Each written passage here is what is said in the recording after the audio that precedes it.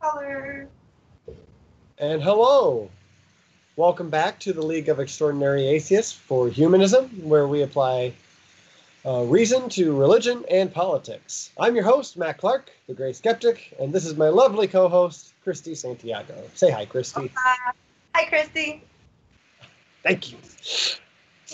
So what do we have tonight? We have quite the little lineup, actually, and most of it is politics tonight. Before we move on, I have one thing I'd like to say. So if anyone would like to add on to this and throw it in comments, I would like to know. But so far, I haven't really heard anything from the Pope about the Catholic scandals and in Pennsylvania and all of the other investigations going on throughout the states recently. And I'm just mentioning this now because we're almost through January. And he said, let's just wait until the start of the new year, and then we'll discuss it, and then we'll figure shit out. And I'm just like, yeah, fucking right. They just kind of wait for it all to blow over. Well, it hasn't blown over. We have opened more investigations across the whole United States. I can't remember how many, but I did mention it in a previous stream. It's well over 10. But yeah, so if anyone has heard anything, I'd love to know what he said, but I can't find anything so far. Looks like he's making do on his image. But again, thank you everyone for coming tonight. I see a lot of people in the chat. We have Casey, we have Beelzebub, we have Brantley, Godless Iowan. So thank you all for coming. And our lineup tonight is we got 4 topics: Syria and Betsy DeVos, my bad. The government shutdown is a libertarian wet dream. And Word is like, wet dream's not a word. I'm like, fuck you, Word. Come on.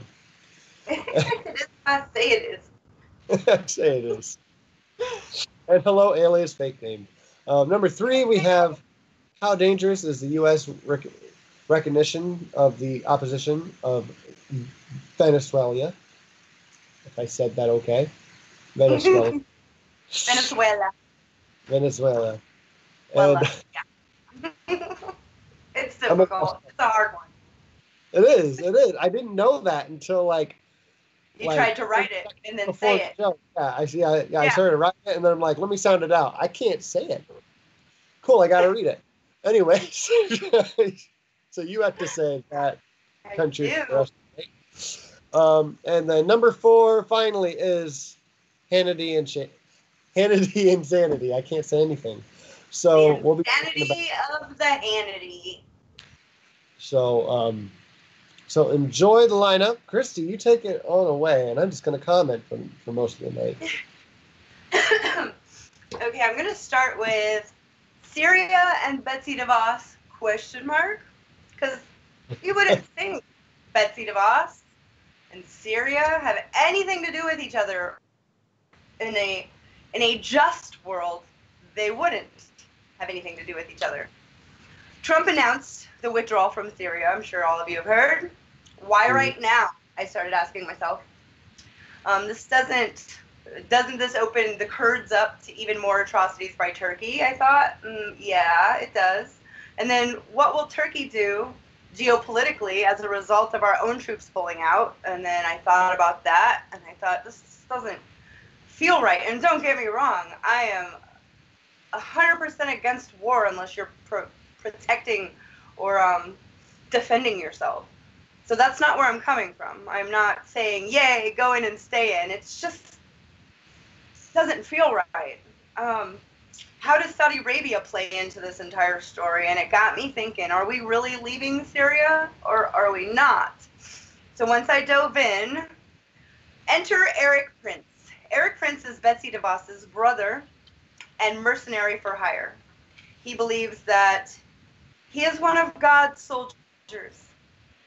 He's been making his rounds on the cable news shows for the last 2 weeks, attempting to make the case for replacing the troops on the ground in Syria with private mercenaries, his private mercenaries. Eric Prince, who apparently has a net worth of about $2 billion, made by selling private wars around the globe, just so happens to have the solution to both getting American troops out of Syria and to keeping the Kurds safe for him. And he'll throw in a bonus of still being able to fight ISIS at the same time. His solution, Eric Prince's mercenary, his own private for-hire war machine, can go in their stead. And this is what he's out there politicking for right now. He wants to privatize the war in Syria, just as his sister wants to privatize the entire education system here at home. He wants to privatize the war. I can't even stress how wrong that is.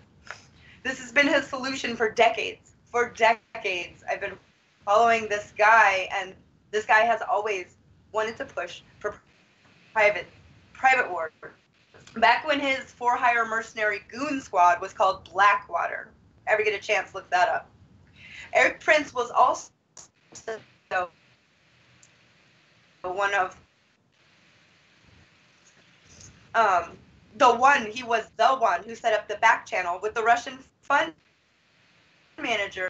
Shortly, private mercenaries do have the same private mercenaries do not have the same oversight, rules, and regulations as a military does. I'll be keeping an eye on the sleazeball. After all, he's had to change the name of his for-hire war machine 3 times now because of all of the trouble associated with previous names. Look up Blackwater or Dirty Wars, and you'll know exactly what I'm talking about. And just spend 30 minutes reading about this, the very worst that humanity has to offer, and the very worst name is Eric Prince. That's what I got. We're going to have to keep an eye on that. I don't think that it's in anybody's best interest to privatize a war. No, I don't. Yeah, I don't think so either. Go ahead. You are a little bit choppy, just so you know, but I don't think there's anything you can do about it right now, unfortunately. Right. But yeah, you asked at the beginning of this, would you think Betsy DeVos and Hysteria are connected in any way? And like, obviously I would, because I've known you for more than 5 minutes. But yeah, because that whole family was just raised in such a fundamentalist, extremist way. Yeah. And that's why that's why she was picked for the head of education, just like Trump picks the opposite for every department. Yeah. like defense secretary? You mean offense secretary? You mean education? Yeah, I think the qualifications for Trump when he's looking for someone to head a government organization, he finds the one person that has spent the last 3 to 5 decades of their life trying to demolish that sector. And he says, here you go, here's your office. America loves you. Yeah. I'm just really, really, really, really, really happy that he's a flat earther in charge of NASA. I'm very, very happy for that. That gives me an instant headache. My eye starts twitching. Just the thought of it. Yes. We live on the flattest earth. It is the most beautiful flat pancake earth. I love pancakes. Have I told you how much I love them? They're tremendous. I have the best pancakes. Melania makes the best pancakes. She's never cooked a thing in her life. Are you kidding me? This is how she cooks. She says, this one? Very nice. Very nice, too. Exactly. Oh, my goodness. Yes. Yeah, we'll be keeping my eye on that. When I started seeing him hitting the circuit with the talking heads, and he's been on all of them. All of them. He's even been on Fox Business and financial channels. Because Prince? Yeah, Eric Prince.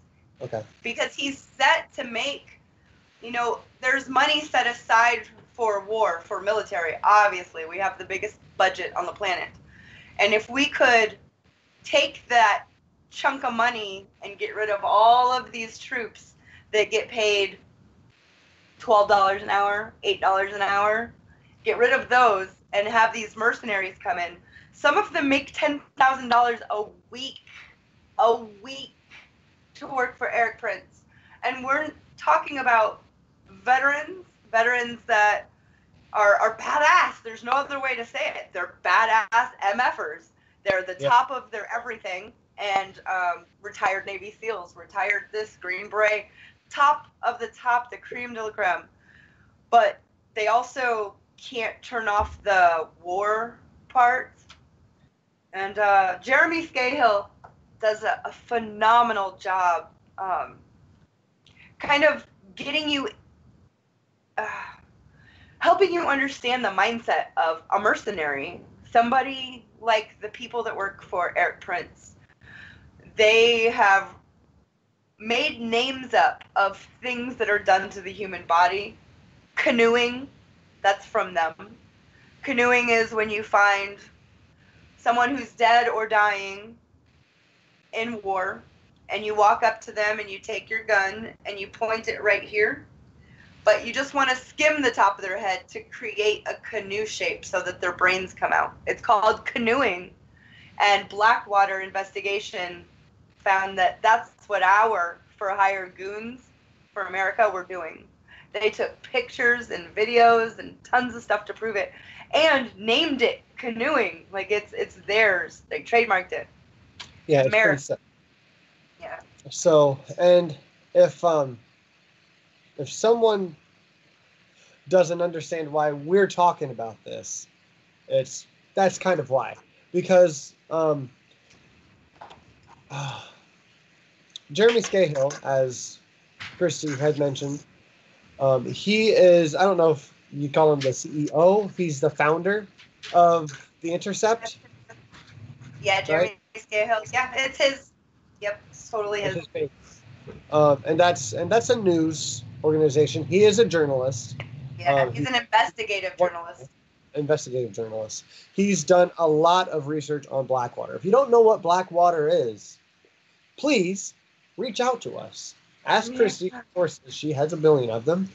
Or she has a lot of them, not literally a billion. But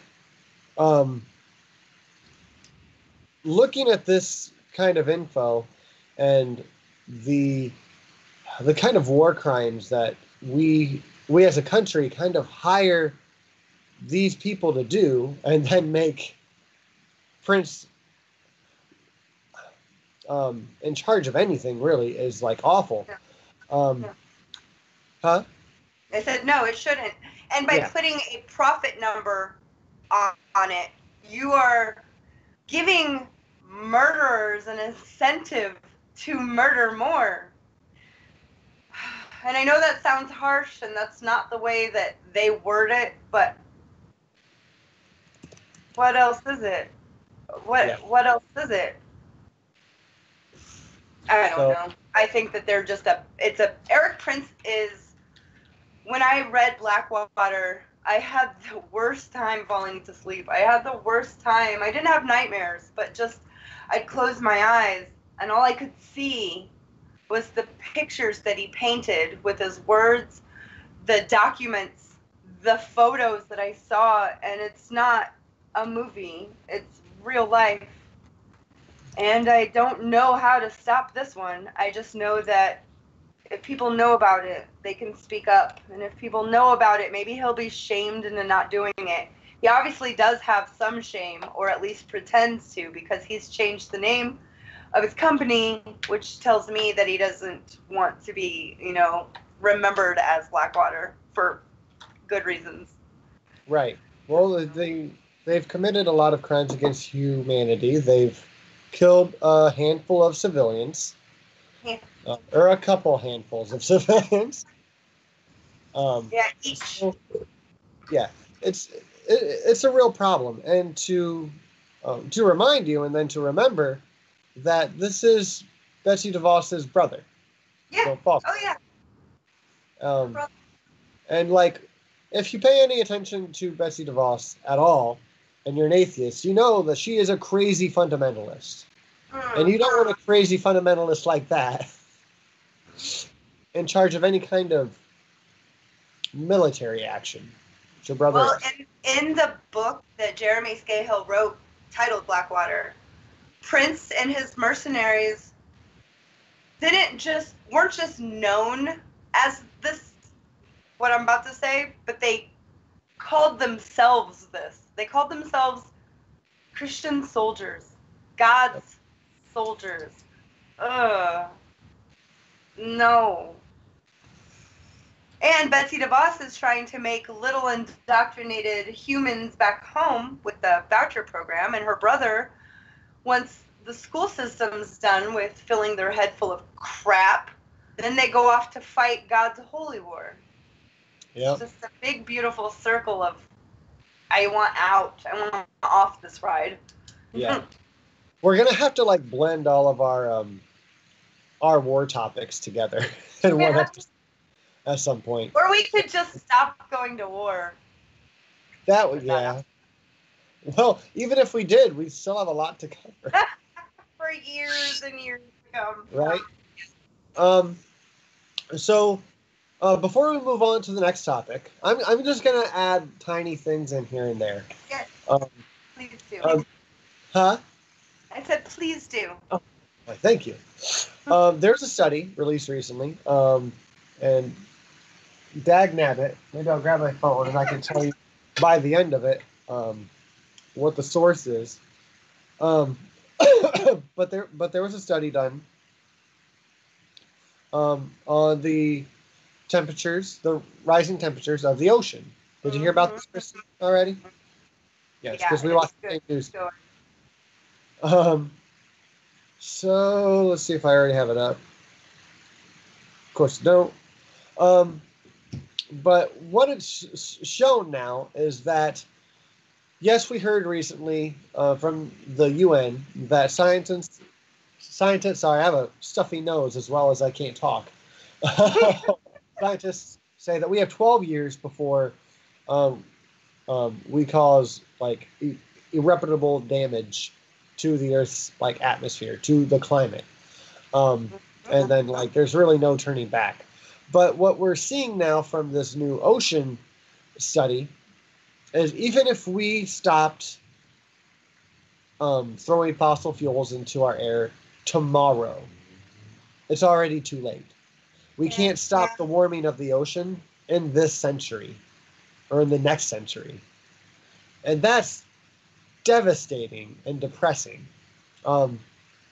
because we do need to stop the this kind of pollution, all kinds of pollution, but specifically fossil fuels and like methane being tossed up into the air. We need to stop greenhouse gases, but it's already too late.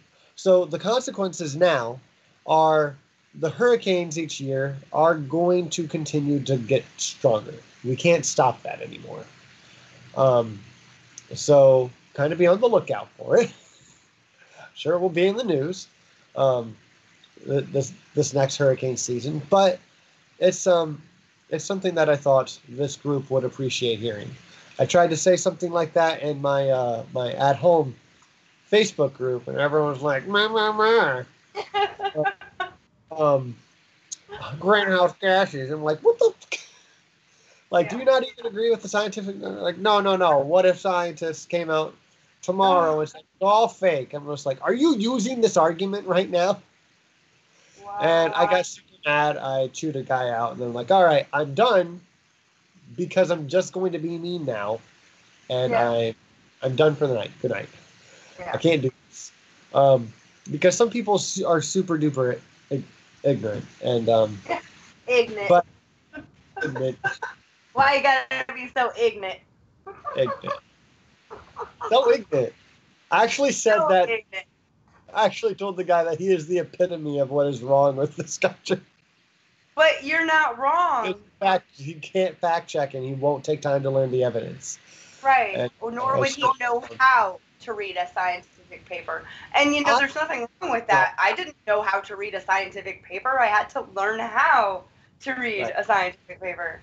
Right. But you have to be willing to go, okay, maybe I don't know. Let me find out. And I don't think that a lot of people can. They're so scared that if they let in just a little bit of contradicting evidence, that every shaky card they've built their worldview on will come tumbling down, which they're right. It will. Yeah. And, they're too scared to let it happen. Yeah. I'll try to share that source in the description box down below as soon as I find it. It was on Secular Talk, I think yesterday, and it is linked in his source. So if you guys haven't checked out Secular Talk, Kyle Kalinske, yes, he's amazing. He's good. So I think you guys would really appreciate him. He is not in our atheist community, but he is an atheist. He likes to talk about politics, and he is very secular about it. His views align a lot with ours. The way he delivers things, I don't always agree with because he gets super angry, pissed off a lot. Yeah. But I mean, I kind of curse like a sailor here. So, but yeah. So if you guys want to check his channel out, it's called Secular Talk. So feel free to do so, and you'll find what I'm talking about there. Anyways, Christy, next topic is the government shutdown, and I do, again, have something to say after this. So, yeah, I think you just like the title. The government shutdown is a libertarian wet dream. Right. It is, though. It is. And I got some good advice from a content creator that maybe you guys have heard about. I mean, he's kind of a big deal. His name's Apologia. I mean, maybe you've heard of him. Not a big deal. Not a big deal. Not at all. But to kind of make, points of reference and try to talk to the camera instead of reading, which is very difficult, by the way, because my mind doesn't work with remembering, but I did try to write this one that way. The shutdown is a libertarian wet dream is not even something that I came up with to be hyperbolic. It is. This shutdown isn't a bug. It's not a bug. It's the feature. Far right is always talking about how the benefits of a small government, and now that many federal employees are under furlough due to the Trump shutdown, some want to take the opportunity to prove their conspiracy theories about how small governments work and function better than large ones. This has me wondering, will the far right extend the government shutdown as long as they can to enjoy fantasies of small governments and unregulated capitalism? Because that just gets them hard thinking about it. These nuts are actually giddy with excitement and want to take the time to permanently shrink or cut down all areas of our federal government. What's at risk? Privatizing the TSA. That's unacceptable. Privatizing the FAA, air traffic control. Unacceptable. And think about it, the Koch brothers, the Mercers, these people don't use the FAA. They don't have to come through customs. They don't get searched. They don't care about this stuff. It has nothing to do with them. This is for all the little peons. And they think that taxes are theft. Therefore, them having to pay taxes so that we can have a safe airport is beside the point. And theft to them. It's us being thugs and gangsters to them. Right. Now, I do want to mention real quick, you might be talking over our audience just a little bit. They might not know who the Koch brothers are. And we can't be friends. I know. But yeah, so basically they're they're very, very, very, very rich and very, very, very right wing. Yes. Yes, and if you want to know a shit ton of information about the religious right and the libertarian agenda on Wonder Lady's channel. I did an entire hour and 6 minutes, I think it was, of information non-stop. I mean, I spit it out. I probably should have slowed down and made it an hour and a half, but I wanted to get as much information as I could about these guys. They're smart, and I have to give it to them. They play the long game. They're not thinking of, how can we do this so that next month we have this? No, they're thinking about, how can we change people's ideas of what liberty is? And if it takes 40 years, how do we start right now? Like, they are in it to win it. And let me remind you, they have, my hair keeps sticking to my earring. They have 28 of the 32 states needed to hold the first ever constitutional convention to change our constitution. And they would like to get rid of quite a few amendments, including the amendment that makes sure that we get to vote for our representatives, state legislature. They would like to have that be appointed again, as it was in their wonderful heyday in the 19th century. But back to what we have at risk, what's at risk. Besides privatizing the FAA, or air traffic control, they want to abolish the IRS. Done.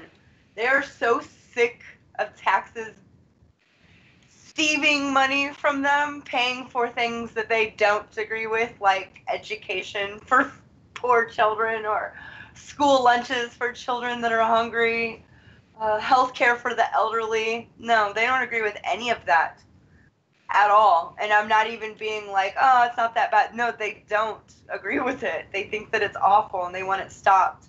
They also want to permanently remove all non-essential workers. We're talking about the libertarian agenda held so dear by people like the Kochs and the Mercers. They hate the idea of America itself, a country where we the people run things, or kind of still do a little bit.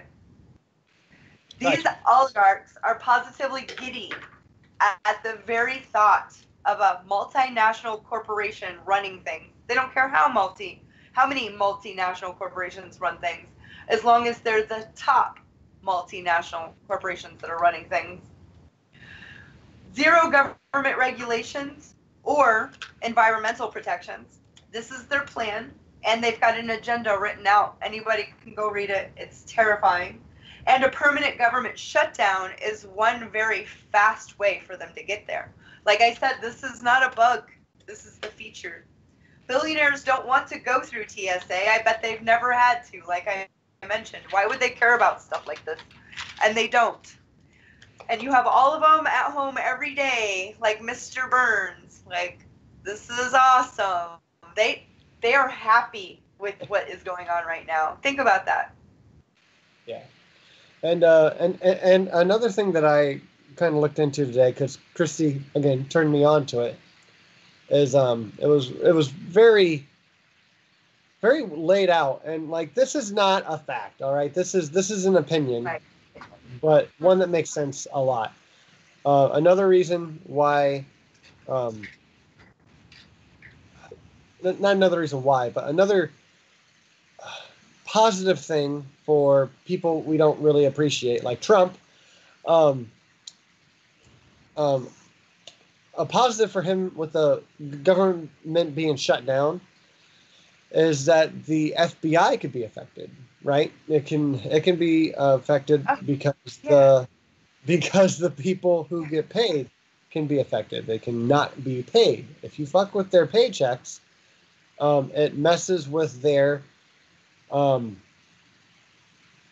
credit, right? If they need to like get a loan or they can't pay it back, like if he would shut it down long term, or really make anyone, if he would screw up anyone's financial history, or credit, I'm sorry, they could lose their job, because you have to have very good credit to work for the FBI, because they don't want you to be susceptible to bribes, basically, right?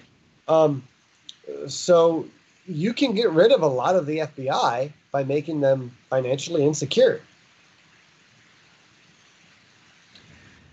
Hands up. What they're doing. Huh? That's what they're doing. Right. And they would love for the FBI to just be done. They don't like the federal government. The FBI is the Federal Investigation Bureau. They don't want it. If it was up to them, they would have the post office and maybe police officers and firemen. That's it. Right. That's right. it. And they would want that at like state level or like community level. So if you right? lived in a very poor community, libertarian view.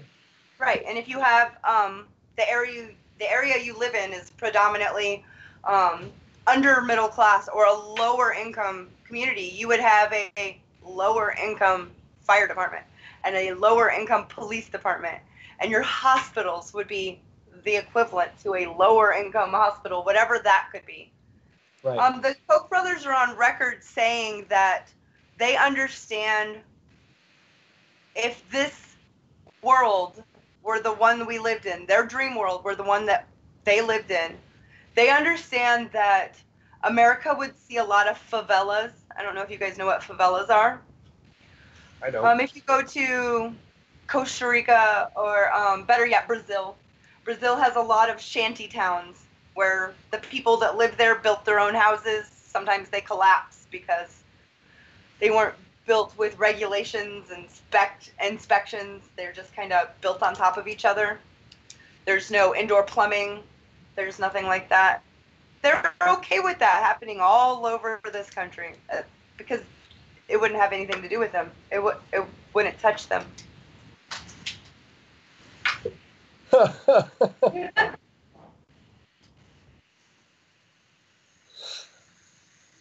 So, welcome back, Christy. I'm a goofball.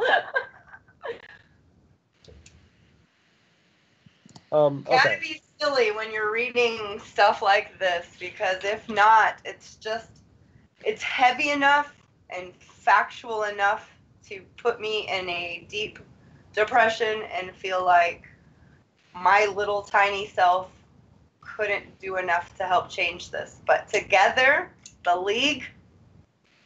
The League, yes. Yeah, I mean, we try and educate people and let them know what's going on, so more people can know and care about what's going on. But I do want to make clear that the FBI thing, yes, it is a positive to them, but that doesn't mean that is why they're doing it. That doesn't mean like they're just pulling every string and like the government's just puppets to the rich. That doesn't mean that's the main thing going on. I do want to make that clear because Right. to make that kind of assertion, we would need a lot more evidence for that. But I do see that that would be a positive for them, and that's pretty factual. That's pretty obvious. To say that would be good for them, especially Trump. If you want to hear this story, this narrative, come from an investigative journalist, what was the type in Tom Hartman, Thom Hartman, Hartman, and Shut Down, Libertarian, Wet Dream, any of those, you'll find tons of him for the last 30 days going over how these people are so ecstatic. I mean, they have their own papers and their own newsletters. They're not shy about it. And I'm not saying they're the ones pulling the string. I'm saying that they have a lot of pull and they have a lot of strings. Yeah. yeah. Well said. Well said. Okay. So on the government shutdown, real quick, before the next topic, it has ended, right? It ended at 2 p.m. Yes. Temporarily. Yeah. Yeah. Momentarily. Which, I mean, as soon as I heard that, I'm like, of course it was. And from what I heard, as I already think I said, Trump had said before it was even reopened, hey, if I don't get what I want, I'll shut it down again. And that's shitty. That's super, super shitty. But like, what else can be expected? I wanted to share a tweet, actually. And I was going to share it knowing that the government was still shut down, but it's not anymore. But it could be again soon. Either way, the Godless Iowan posted on Twitter, what was it? Yesterday. I'm putting out a call to all people who consider themselves humanists. Give your local food banks, if you can. Give to your local food banks, if you can. People don't realize this, but food banks are generally able to purchase food at close to cost. So a $5 donation to a local food bank can be closer to $25 regularly. Right. So thank you, Godless Iowan, for posting that, and I shared that as soon as I saw it. Follow the Godless Iowan on Twitter, and please subscribe to his YouTube channel because he is a fantastic content creator and a great friend of mine, personally. And I think that's very important because I was listening to the last couple fucking weeks now while the government's been shut down. More and more federal employees have been having to go to food banks. And that sucks for multiple reasons. One, because they have jobs. They're just not being paid for them, right? Two, that just because they're going to the local food bank doesn't mean everyone else who usually has to go has stopped going. It's putting pressure on our whole economy and putting pressure on people's lives who don't need that pressure. Like no one does. Like everyone should have I don't want to say the right to food, but like have enough fucking food in the world. Everyone should have the right for food. So like this really shouldn't be happening, but we can help since some other people don't, by giving $5 to your local food pantry and telling the people around you, hey, $5 can help a lot because food pantries can purchase food so close to cost. Right. That's fantastic. That's a way that you can really help your community. I want to start doing more charity and like fundraising kind of things connected to this channel and our Facebook page, which is, what is it, like 32, I think it is, 32 people away from 500 in our Facebook group and 10 subscriptions away from 200 here. So check us out, subscribe, and group up.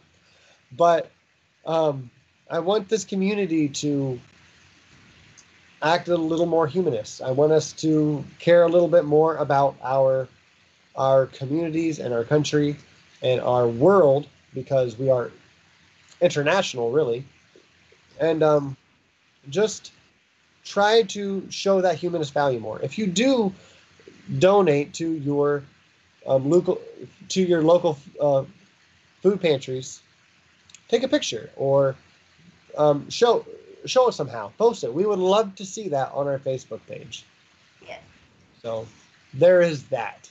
And that's the way you can help connected to this topic. Thank you. Yay. Next up, Christy. Next up, how dangerous is the U.S. recognition of the opposition in Venezuela? Yes, you say that country, I'll say wet dream. This one's going to be an ongoing story because it's ongoing. I have learned so much about Venezuela and Maduro and his first election, how wonderful it was, how so many people were excited for him. And then he went a little loca en la cabeza. Who did? Definitely lost his noodle. Maduro. He has locked up opposition, people that are running, opposing him for president. He's done a few authoritarian things that are, I wouldn't like a right or left or middle. You don't do these things. So by him doing these authoritarian things, it makes him look bad. And because he is a socialist, it gives the propaganda machine lots to eat up on and share around the world as if this is what socialism does, and it's not. And I'm not a socialist. I'm a democratic socialist. I think that there should be a healthy balance of capitalism and safety nets, and that everybody should pay their fair share into it. And I am a huge supporter of progressive taxes in brackets. However, as Venezuelan President Maduro breaks off his diplomatic relations with Washington, D.C., does the U.S. recognition of the opposition leader, 35-year-old Juan Guaido, it's Guaido, and I wish Luciano was here because he would tell me how to say that. He's 35 years old, and he's the opposite of President Maduro. He is, think about Paul Ryan and Mitch McConnell, and then think about them as a 35-year-old good-looking guy who has lots of money. Like, it's just, it should never happen. It's not natural. It's scary. Just in the last 24 hours, 14 people in Caracas have been killed, protesters. Maduro saying Venezuela is now being run by this opposition guy, this 35-year-old, and Trump in Washington, D.C. So we have a president who was rightfully elected, a left president who was rightfully elected, and then he changed the Constitution so that he had extra judicial laws, or he could rule from a more of an iron fist, and then he locked up people that were opposing him, which I think ideas, man, if you have better ideas, then put them out there, and whoever wins the idea battle wins. You don't lock up the other person. It just makes you look bad and makes them look like a martyr. So he fucked up big time right there. And then for our vice president to make a video and send it to Venezuela saying, "Hi, I'm Mike Pence. I'm the Vice President of America. We stand with all of you," and myself, on behalf of all of the American people, want to say that we stand with you in opposing your you don't speak for me, Pence. You don't speak for me. I don't agree with either of you. So no, keep my name out of your mouth. The whole thing is messed up, and that's why I think I didn't normally, I do a lot of writing. You see, I ended right here. Because there's just, it's so fresh in my mind, I don't need to write it down. I don't know the end of the story. It's still going on, but I know he gave U.S. diplomats 72 hours to get the F out of his country, and we have our president saying, we're not going to do that. We're not doing it.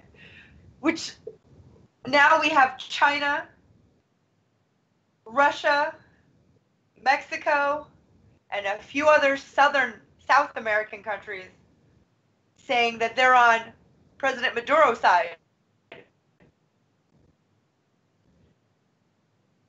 Because he is the legitimate president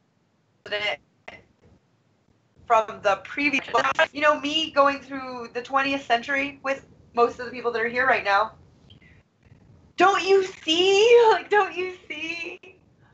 all of the similarities of this guy's feelings hurt and this guy's are feeling hurt? Neither of them are right, but neither of them are 100% wrong. But that's how wars happen, and I don't agree, and I feel so bad for the Venezuelan people because they're seeing their grocery shelves empty because of, yes, inflation and economic problems they have, but we also put on such strong sanctions that stopped medicine, sanitary pads for women. Can you imagine, girls, ladies? You have to use old socks and t-shirts. Like, That's undignified. So now all of these people are mad at their government because their government messed up. Of course they don't want their government. But what they don't understand is the propaganda being spun down there is a lot of libertarian crazy shit too. They want, they're so mad. I know there's so much. They're so mad at the president for nationalizing their oil. Our government, our right-wing people hate that Venezuela nationalized their oil because that means the oligarchs can't make money off of it. The Venezuelan people do. And now they're, I think that I'm going to be looking at this story every day. I've read everything I can find. Everything. I've read the beginning of Venezuela and their war. Like, I just want to understand it so that I know I'm one person and I know I can't prevent another world war, but I can't not do what I can do, if that makes sense.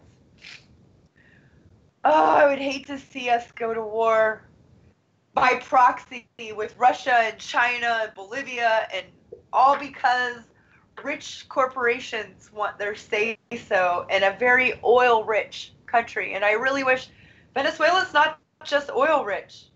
They have gold and platinum and uranium and minerals and... Yeah, you're muted, bro. You're muted. They are a very mineral-rich country, for sure. Very.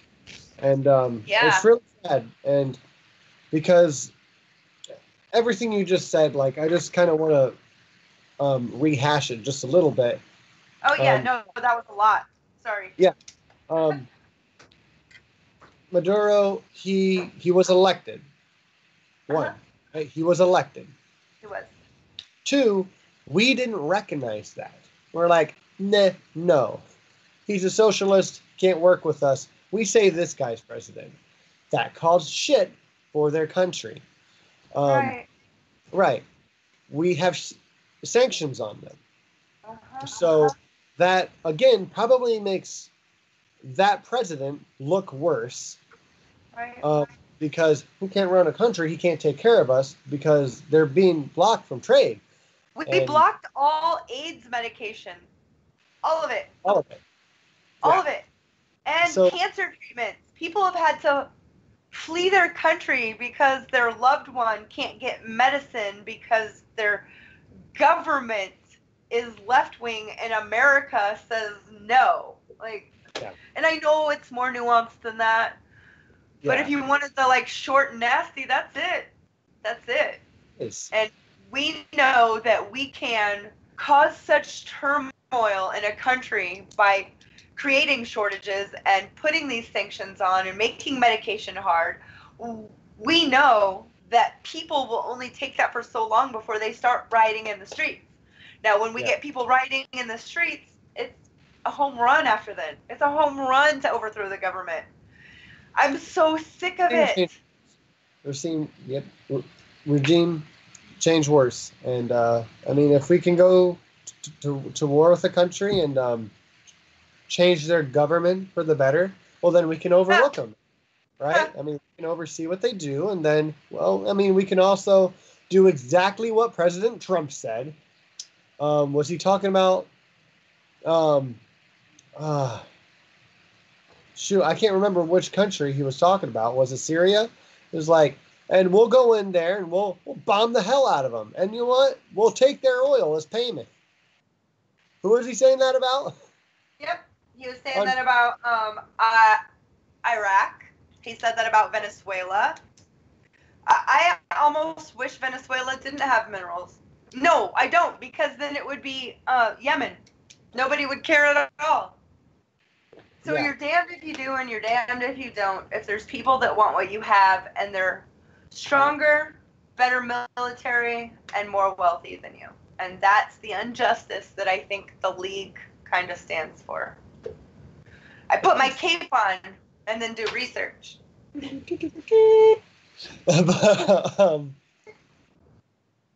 Your research is amazing, Christy. So, I'm not going to go into too much more because we're getting close to the hour mark, and we want to keep these between 45 minutes to 75 minutes, I think. Well, I'm glad we saved the nuts one for the end, because that last one is so heavy. Like I said, I didn't write much because I don't need to. I could talk about Venezuela for a couple hours and still not touch everything. There's so much to touch on. I do want to make clear real quick, because there was a Facebook argument for the last couple of days in our group. I'm not sure if you saw it, Christy. I did tag you today. We try to keep things pretty light over there. But when you're talking about politics, sometimes it's hard. And we really don't even have many issues with that, except some of the people in the Facebook group don't actually know that we have a YouTube channel as well, and that we talk about a lot of politics. If we did, we'd probably have like 700 subscribers. Right. This is really funny. You know what? I'm going to ask Jim Majors and Armin Navabi a couple questions. I know that when he streams, he does it dual on Facebook Live and YouTube at the same time. And they'll have, a few hundred or a few thousand on the Facebook and, 50 or 60 on YouTube. But they've been doing Facebook for a couple years. They have over 1 million followers on Facebook. That's super cool. You need to have them join our Facebook group. Yes. Yes. I agree. So what I'm getting at, though, is the argument on our Facebook page was we shouldn't even be talking about politics. That's not our focus. We're atheists. Or we should rename this group League of Atheists for Politics or something like that. I'm like, well, we're not going to be changing the group name. But maybe I should change the description, because it doesn't really talk about politics very much in the description when I made it. But that is what it turned into. And the reason why is, if you want to be a humanist and you want to be and you want to care about things in the world, and you want to be a skeptic at the same time, you need to look at what's going on in the world and what affects humans. And that tends to be politics. Policy. Policy, yes. And that sucks, because politics suck. And they stir up a lot of shit and stir up a lot of fights a lot of the time. But it is really important. And that is what Christy is very passionate about. And so am I. And we are atheists for humanism. It's really not too off topic. So we're hoping to bring people into the group, and this community and our our atheist community on Twitter and Facebook. We're looking for people who want to know this stuff, right? You don't have to subscribe. You don't have to adhere to our beliefs.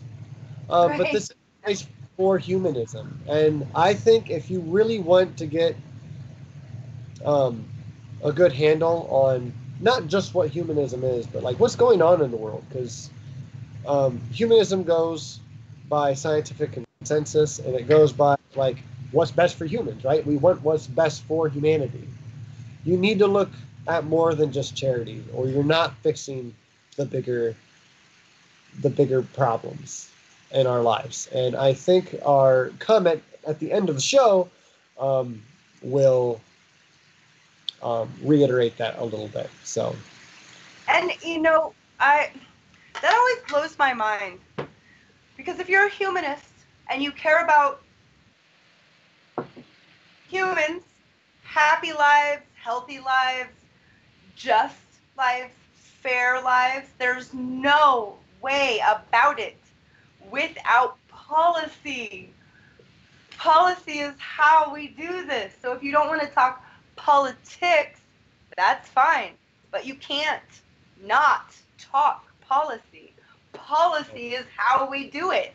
If you want to change the way we do things, you go after the policy, the regulations, the laws. And unfortunately, my dear sweet friends, that's policy. That's what that is. And you got to understand, I'm a policy junkie. Like, I don't care about the who did what to where, how. Show me how they voted in the past. Tell me what they're about. Show me their record and show me what they're doing. I don't care who they're doing, what hole they're putting it in. I don't care. Put it in all the holes. Do whatever you do on your free time. Has nothing to do with me. Or what you're doing when you're taking care of your who you're representing. Take care of who you're representing. And I don't care what hole you put it in. I really don't. Or all of them. Or what hole on someone else you're putting. None of that matters. Policy has nothing to do with that stuff. Policy has to do with the policy. So, yeah, I know. I get off on a tangent on that, but it really bothers me. You know, like, no, I don't want to talk politics. You're atheist. Yes, I'm an atheist. The answer to a question. Yeah, let's put that over here. Now let's talk about how me as an atheist could have more equal rights, which means I have to talk about policy. Unfortunately. Yep. Yeah. Yep. I know. Broken record. Wicka, wicka, wicka. You aren't the only one. Both. So, DJ Broken Record. huh? All right. I said DJ Broken Record. Yeah. All right. Oh my gosh, you guys are gonna love this last story. I am super excited. Can I open with this just real quick? Because I know so little that I only have enough to open. All right, Sean Hannity is a dickbag. This is not a roast of Sean Hannity. I'll make that clear. But, I mean, it could be. So, we have, is he a news anchor? He's not a news anchor. I go into that. He's a spokesperson. But basically for the rich in the country. And the funny thing is, he sells it like, I'm just like you. I want what you want. Because I want what's best for you. And me, because we're the same person. Him and Tucker Carlson both talk like, look, I know rich people. I live around rich people. Like, I know what they want, right? Like, oh, well, we can't tax them so high or else they won't be able to afford another new car or another new house. Or they won't be able to afford to go out to eat. These are literal lines that he has said. Because that's what keeps the economy going, is the richest people buying the richest shit and keeping the economy going, throwing money into it. And that's true, but I mean, most rich people save a majority of, I don't know about a majority, I'll hold my words back a little bit, but they save a lot of money. And if they save billions upon billions of dollars, that's hurting the economy. Simple as that. So we don't need to get into that too much. The main thing here is that he acts just like you. I'm just like you. Middle class, whatever. Even though like most of the population is below middle class. But he made $36 million last year. And his net worth, I saw, is $200 million. I know rich people. I live by rich people. I'm just like you. So this is the kind of dishonest guy that we're talking about here. He is a rich people apologist. I think the best way to describe him. And it's kind of sickening when you really see the angle he's coming from. And take it away, Christy, but there's the opener. I just want to give you and I pat yourself on the back. We have our very first troll in the chat. Right now? Yes, right now. We made it back. That's awesome. Oh. Yeah, it's awesome. Evolution false? Yeah. Oh, fantastic. Atheists have simply no basis for moral values, which is not even what we're talking about, but yay! Please come back every time. Yes, please. Every time. Yeah, every one of our mods knows to just, have fun. Talk to him. Ask him questions. Maybe we can get him to change his mind, because we're Maybe. humanists. Yeah. Yeah. Well, let's not All right. focus on it too much. But no one mute him or anything. Just No, let it go. Maybe he'll listen. that would be amazing. Just don't mute us and we won't mute you. That's right.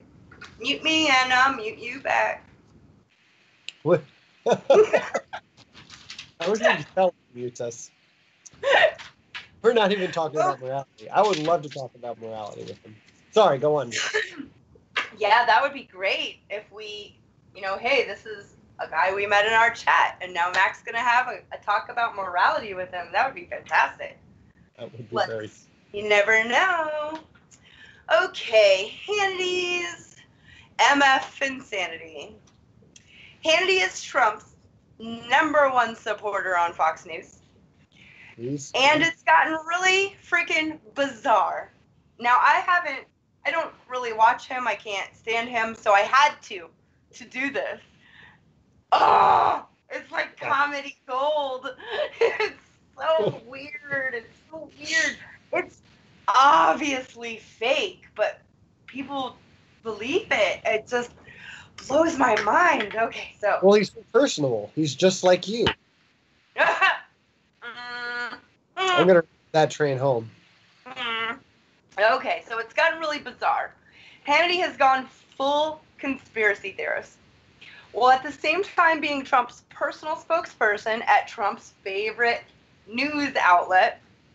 Seriously, Trump could make out with his daughter on live TV, and Hannity would say, President Trump is moving so fast to fix this country, but he still finds time to love his daughter.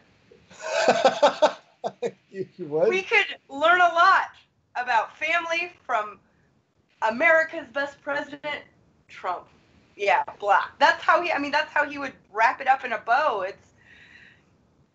It's so bizarre. I haven't seen anything like it. And Trump's narcissism and ego absolutely loves this. Oh my gosh, he loves the blind loyalty that Hannity gives Trump so freely.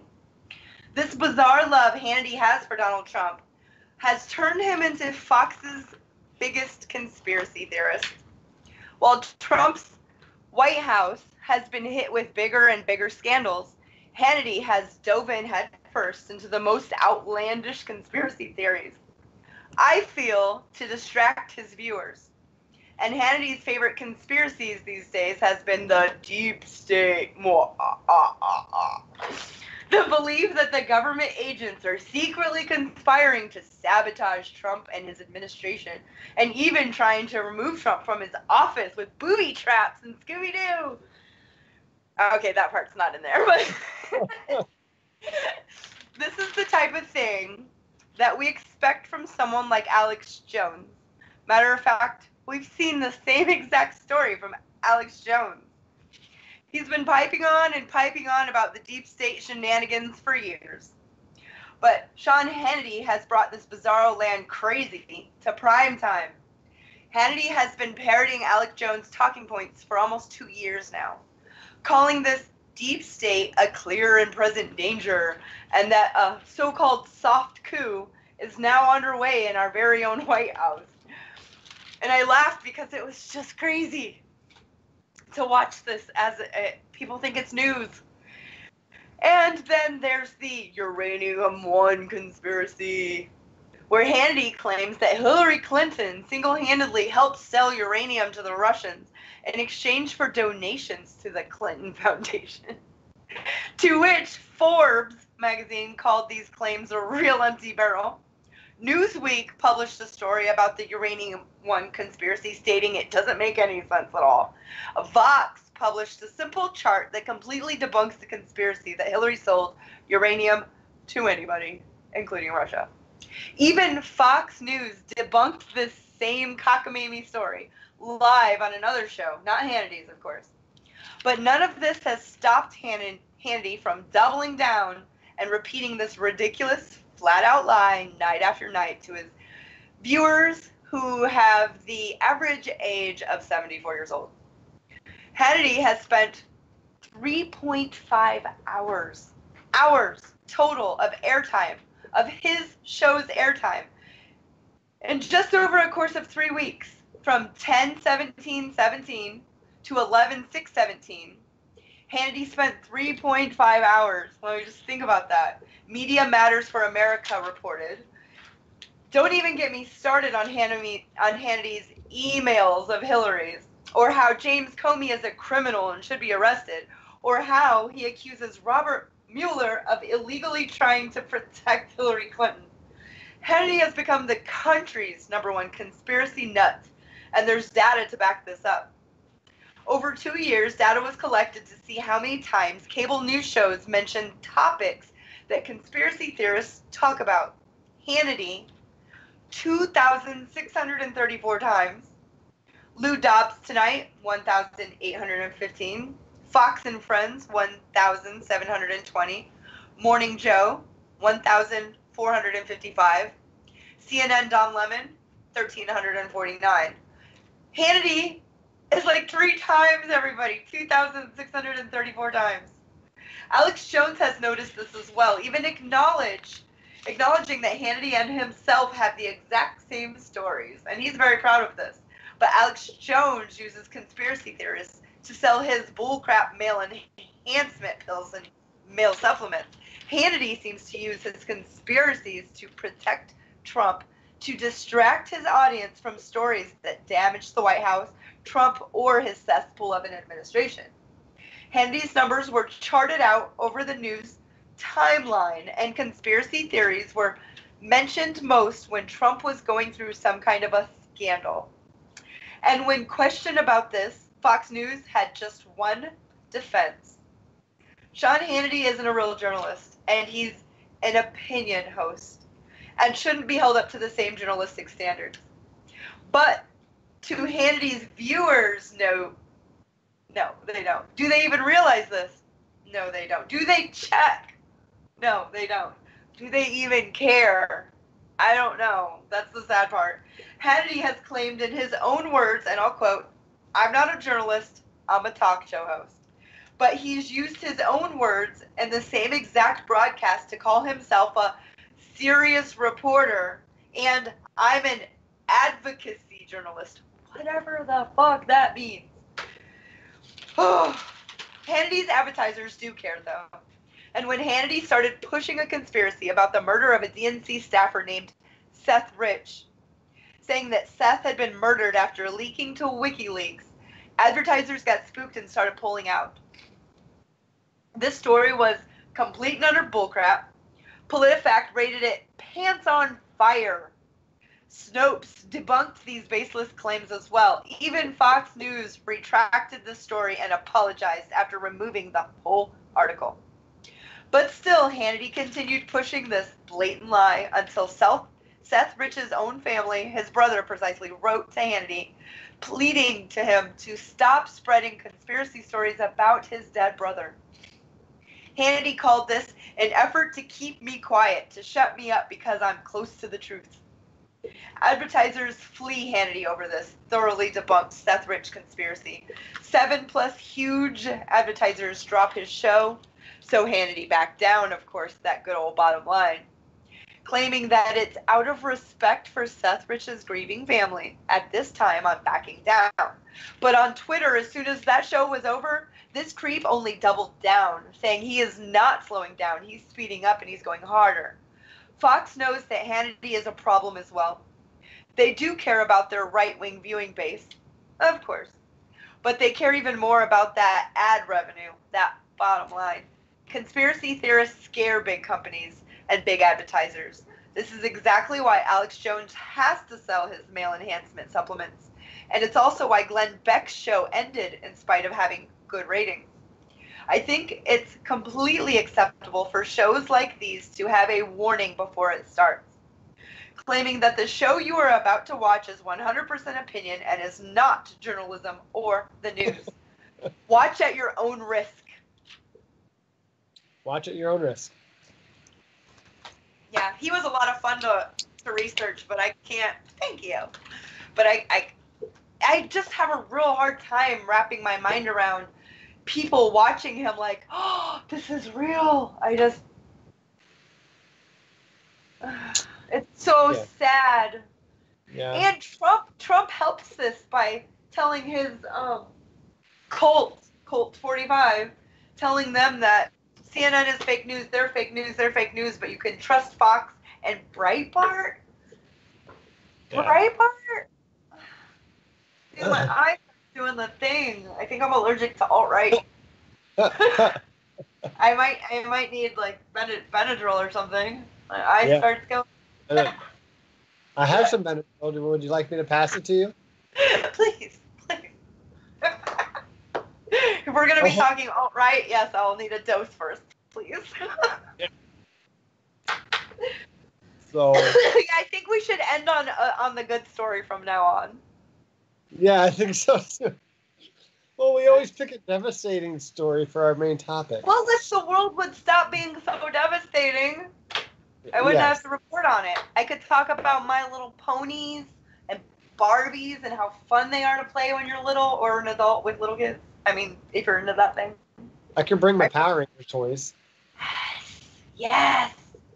Oh, I'll go get hold on. Uh-oh. So, anyways.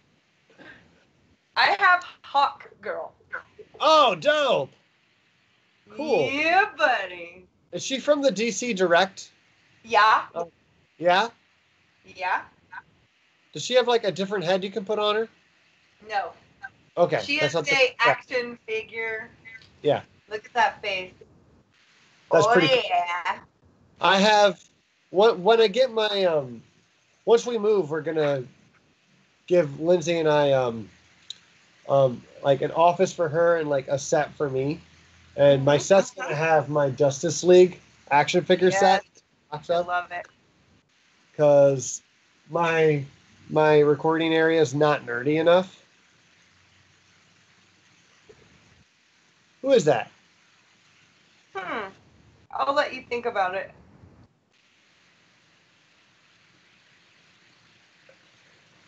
I can't tell who it is.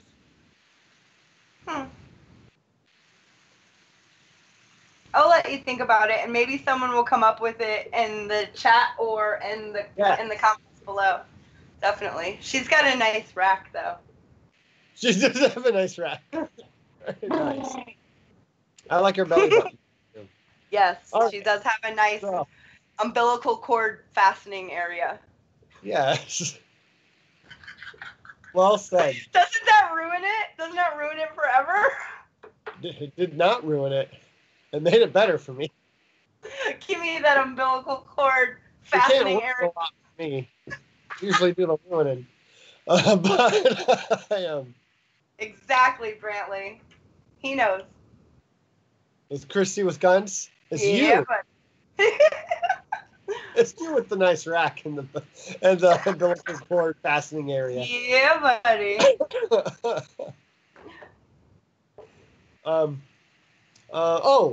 Before I forget, because I promised I wouldn't, we're going to try to do a new thing that Nacho Witness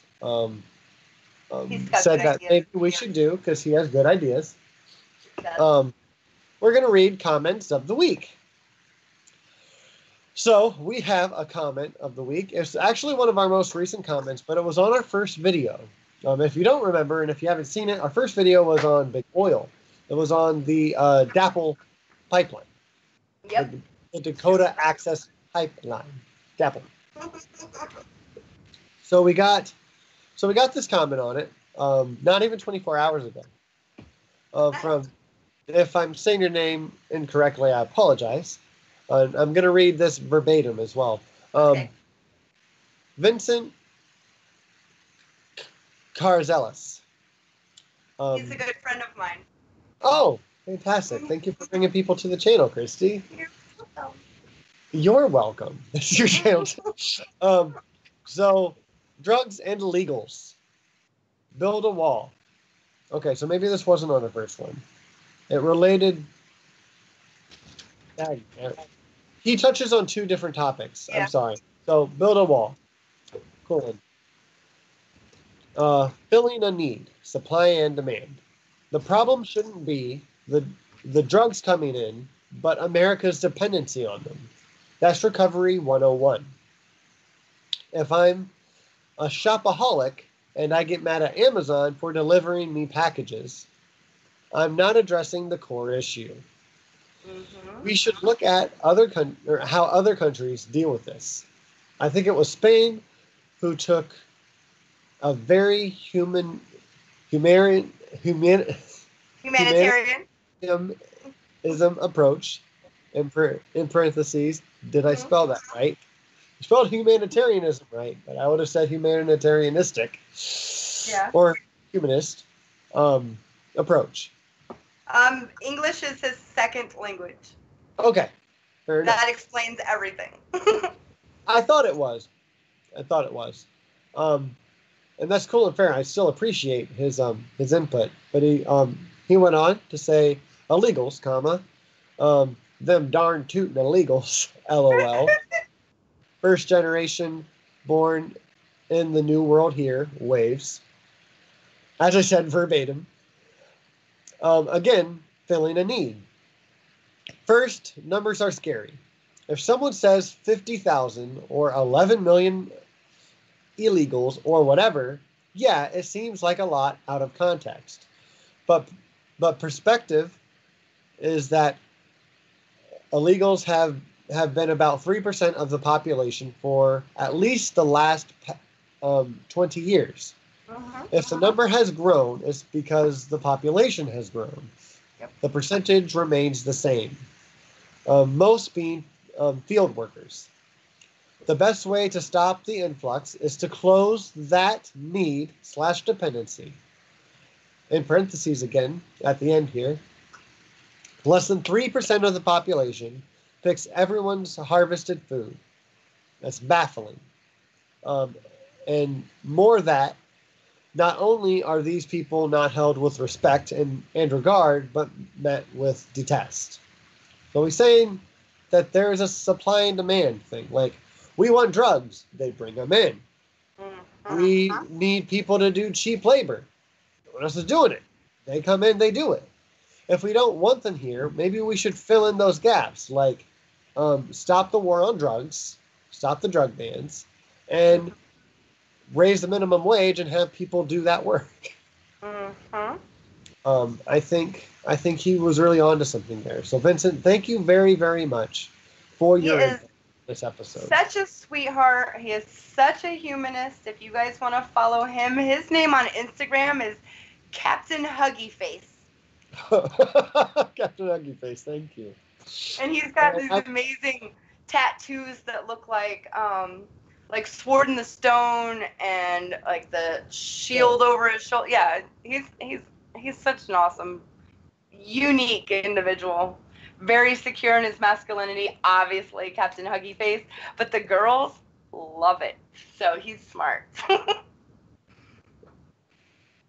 Yeah. So, again, thank you, Vincent, for your comment. Let me get back to my train of thought. Hello, hi, welcome back. So last thing I'll end with here is I think last time, or one of the last times when we talked about humanism, I asked everyone to please sit down for a few minutes and think about what humanism means to you. And also, separately if you must, write down a principle base, something that you like to go by, something that you like to make decisions off of, but to stay true to you. And see if you can look at politics that way. See if you can look at just how you live your life that way. And then share them on our Facebook page, put them down in the comments. I would really love to see them, and I haven't yet. So please, interact with us. Play my game. Damn it. And, please do this, because I'm really curious on what everyone puts down. Give me your main principles. They can try to make them moderately short, so make them well thought out and simple. And I am very excited to see what you guys come up with. If you guys have not, please follow us on Twitter at Atheism for Humanism. And You can follow me on Twitter at Gray Skeptic Mac and Christy Santiago at Christy Dawn's essay? It's Christine Dawn essay. Dawn essay. Capital C, capital D, capital S. There we go. And you can also find each of us on Facebook. Don't forget to follow Nacho Witness on Twitter and subscribe to his YouTube channel because he is our Lord and Savior. Yes, he is. He is. Mm-hmm. He's my personal Lord and Savior. Yes. I don't think I should say that too much though. Drew my Sunni. But he can get his own nut job. That's right. But again, yes, special thank you to Nacho Witness for helping us put this on tonight. Thank you for everyone who came and watched this, parts of it and all of it. Thank you for staying to the end. Thank you to our first troll, Darth Dawkins, coming on a different account. Yes, and I want to say a thank you to Wonder Lady for always having faith in me and encouraging me to blossom and be the flower that she sees. She's so great. She is. So make sure you subscribe to Wonder Lady as well. That's where Christy does more work here than she does there. She's on every single Thursday night there. So thank you. Please don't forget to share this video, like and subscribe. Check out our personal YouTube channels. They will be listed down below. What did you have there, Christy? Oh, cool. Yeah, she's been in the 60s these past Thursdays, and I'm okay. I'm learning a lot about him. We're gonna talk about that this today. Was $15. Wow. Right? I don't know. I might be cheap, but that's a lot for a magazine. It is. Unless there's boobies in it.